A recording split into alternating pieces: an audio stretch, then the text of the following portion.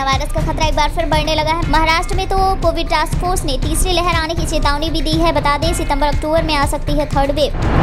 एक महीने बाद यानी कि 15 सितंबर से कानपुर एयरपोर्ट से दिल्ली, मुंबई, बेंगलुरु और हैदराबाद के लिए सीधी उड़ान की व्यवस्था होगी। नागरिक उड्डयन मंत्री ने आगे बताते हुए कहा कि आने वाले समय में हिंडन एयरपोर्ट से वाराणसी, लखनऊ और प्रयागराज के लिए फ्लाइट का ट्रायल जल्द ही शुरू किया जाएगा।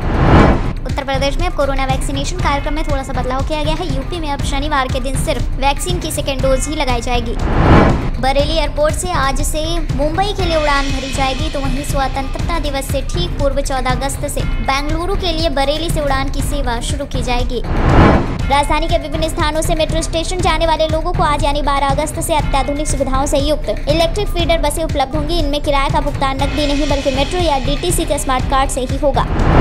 वाराणसी के ग्रामीण इलाकों में बाढ़ से हालात बेकाबू हैं। कई गांव जलमग्न हो गए, जिसकी वजह से फसलें तबाह हो गई हैं। वहीं अब ग्रामीणों ने धमकी दी है कि अगर तटबंध का निर्माण जल्द से जल्द नहीं कराया गया तो 2022 में होने वाले विधानसभा चुनाव में मतदान का बहिष्कार करेंगे। क्या ऑक्सीजन की कमी से हुई कोरोना मरीजों की मौत? अब इस सवाल के जवाब में अभी तक जिन राज्यों ने अपने जवाब केंद्र सरकार को भेजे हैं, उनमें से सिर्फ एक राज्य पंजाब ने ही माना है कि उसके यहाँ ऑक्सीजन की कमी से एक सस्पेक्टेड डेथ हुई है। आज आत्मनिर्भर नारी शक्ति से संवाद कार्यक्रम में बात करेंगे महिलाओं से पीएम नरेंद्र मोदी। अपने बहुप्रतीक्षित जियो इमेजिंग उपग्रह जीसैट को आज यानी 12 अगस्त को लॉन्च करेगा। इस प्रक्षेपण का काउंटडाउन भी शुरू हो गया है। ये निगरानी उपग्रह को आसमान में भारत की आंख की संज्ञा दी जा रही है। कोरोना के पीछे दिल्ली एनसीआर में वायरल फीवर का खतरा बढ़ा है। अस्पतालों में लगी भीड़, तो डॉक्टर के मुताबिक वायरल फीवर और कोविड के कुछ लक्षण एक जैसे होने की वजह से लोगों को समझ में नहीं आ रहा कि ये कोविड है या फिर वायरल फीवर। गर्भवती और स्तनपान कराने वाली महिलाओं को एएनसी और पीएनसी केंद्रों पर भी लगेगी कोविड वैक्सीन। अभी तक भारत में 50 करोड़ से ज्यादा लोगों को कोरोना टीकाकरण हो चुका है। संसद के मानसून सत्र के दौरान राज्यसभा में मर्यादा लांघते हुए टेबल पर चढ़कर हंगामा करने वाले सांसदों पर गाज गिर सकती है और सभापति एम वेंकैया नायडू एक्शन ले सकते हैं। केंद्रीय गृह मंत्रालय ने लोकसभा में बताया कि केंद्र सरकार ने राज्य सरकारों और केंद्र शासित प्रदेशों को निर्देश जारी किए हैं और अवैध प्रवासियों की त्वरित पहचान करने का आदेश दिया है। कोरोना काल के लंबे समय के बाद राजस्थान में स्कूल खोलने के लिए बने मंत्री समूह ने इस पर अपना होमवर्क पूरा कर लिया। अब इस पर अंतिम निर्णय सीएम अशोक गहलोत लेंगे। उम्मीद है कि कोचिंग और कॉलेज 15 अगस्त तक खोले जा सकते हैं। विपक्षी नेताओं के साथ डिनर के बाद बोले कपिल सिब्बल, हम गांधी परिवार के साथ हैं। साथ ही कहा कि राहुल गांधी वो कह रहे हैं जो उन्हें ठीक लगता है। WHO की मुख्य वैज्ञानिक डॉक्टर सौम्या स्वामीनाथन ने स्कूलों के खोले जाने की अपील की। उनका कहना है कि इस वक्त स्कूलों को खोलना प्राथमिकता होनी चाहिए। बच्चों पर पड़ेगा लंबे समय तक प्रभाव।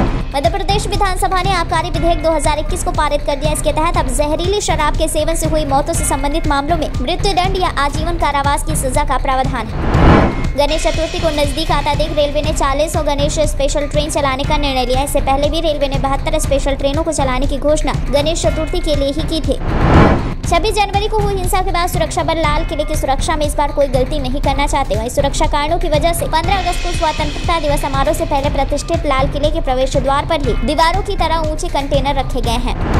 प्रतापगढ़ से बीजेपी सांसद संगम लाल गुप्ता को एक बार नहीं बल्कि 2 बार धमकी भरा कॉल किया गया और उनसे 5 करोड़ की रंगदारी मांगी गई। अब दिल्ली पुलिस की स्पेशल सेल मामले की जांच में जुट गई है। दिल्ली सरकार ने 1 साल पहले इलेक्ट्रिक व्हीकल पॉलिसी को लागू किया था, जिसका सरकार को एक अच्छा रिस्पांस मिला है। वहीं सरकार का लक्ष्य है कि 2024 तक 25% वाहनों को ईवी पॉलिसी के तहत दिल्ली की सड़कों पर उतारा जाए। हिमाचल प्रदेश मंत्रिमंडल की बैठक में मुख्यमंत्री जयराम ठाकुर ने बड़े फैसले लिए। प्रदेश में 11 से 22 अगस्त तक स्कूलों को विद्यार्थियों के बंद रखने का फैसला लिया गया है।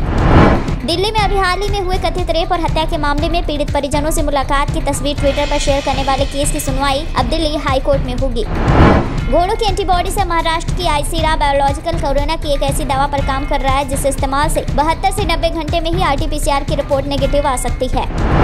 कोरोना के खिलाफ 2 अलग-अलग वैक्सीन कोविशील्ड और कोवैक्सीन के मिश्रण से इस्तेमाल को लेकर चर्चा लंबे समय से जारी है। अब DCGI ने कोविड वैक्सीन मिक्सिंग की स्टडी को अनुमति दे दी है।